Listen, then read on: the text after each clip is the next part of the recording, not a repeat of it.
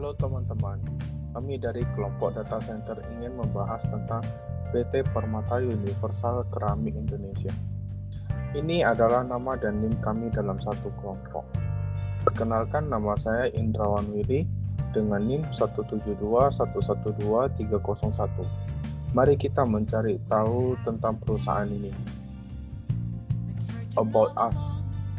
PT Permata Universal Keramik Indonesia merupakan sebuah perusahaan yang bergerak di bidang keramik yang mendistribusikan keramik ke seluruh Medan dalam menyuplai keramik.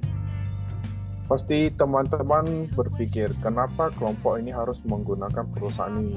Padahal masih ada perusahaan yang lain selain ini. Ya, itu benar. Justru kami ingin menggunakan perusahaan ini ya agar berbeda dengan yang lainnya. Mari kita lihat visi misinya perusahaan tersebut.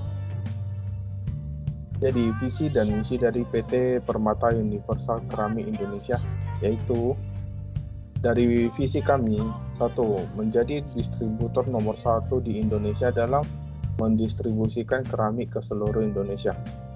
2. Menjadikan bahan bangunan nomor 1 di Indonesia. 3. Memberikan kepuasan kepada pelanggan dalam memberikan produk-produk yang ingin diciptakan. Dan dari misi kami ialah 1. Menjadi barang yang memenuhi konsumen di bidang infrastruktur. 2. Memberikan keuntungan bagi perusahaan dan konsumen. 3. Memberikan produk yang ada dalam PT Permata Universal Keramik Indonesia sebagai distributor terbaik Indonesia.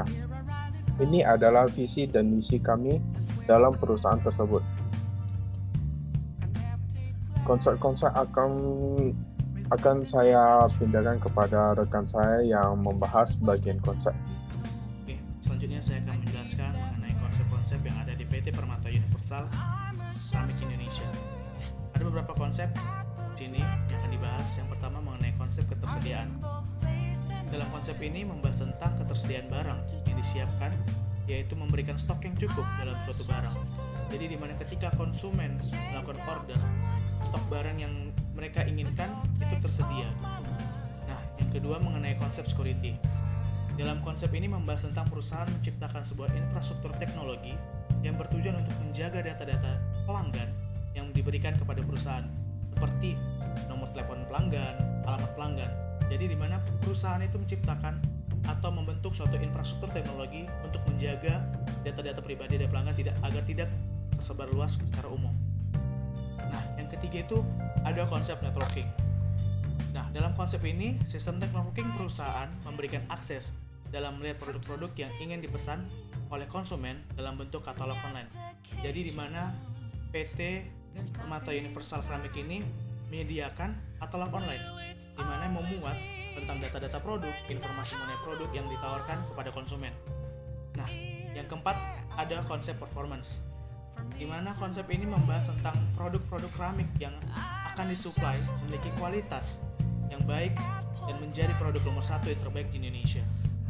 Konsep-konsep berikutnya yaitu data center, di mana dalam perusahaan menciptakan sebuah infrastruktur teknologi yang memiliki data center dalam menghilangkan rasa kekhawatiran yang dalam memasuki server perusahaan, di mana seseorang yang ingin masuk ke server perusahaan itu bisa lebih tenang dalam mengaksesnya. Yang berikutnya yaitu storage. Storage berperan penting dalam ketersediaan teknologi perusahaan dalam menyediakan berbagai penyimpanan yang bisa diakses oleh konsumen seperti alat virtualisasi ataupun perangkat kelas. Konsep berikutnya yaitu compute operating, di mana dalam memberikan kualitas menginput operating dalam sebuah perusahaan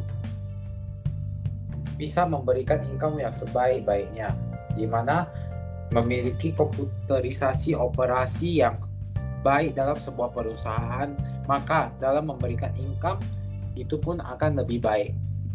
Yang terakhir yaitu end user device, di mana dalam memberikan kemudahan konsumen dalam setiap produk yang bisa di-scan atau diakses melalui kode QR yang sudah diberikan atau nomor barang yang sudah terhubung langsung dengan aplikasi yang sudah disediakan. Misalnya nih, jika seseorang ingin mengakses barang tersebut bisa diakses melalui QR atau nomor barang dengan menggunakan konsep end user device. Peran kredit yang dipegang masing-masing yaitu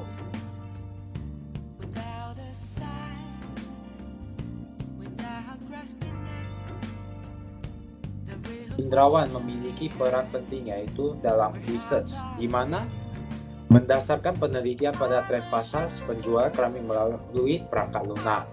Yang kedua yaitu abstrak, di mana percaya orang dalam membutuhkan alat manajemen dan membantu membangun infrastruktur.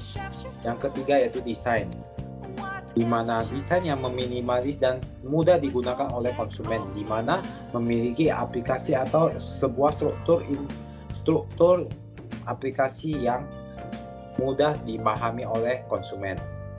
Kelas selanjutnya saya akan menjelaskan mengenai pergerakan market yang ada di PT Permata Universal Keramik Indonesia, di mana pada tampilan ini akan memuat tabel mengenai pergerakan market penjualan pada PT Permata.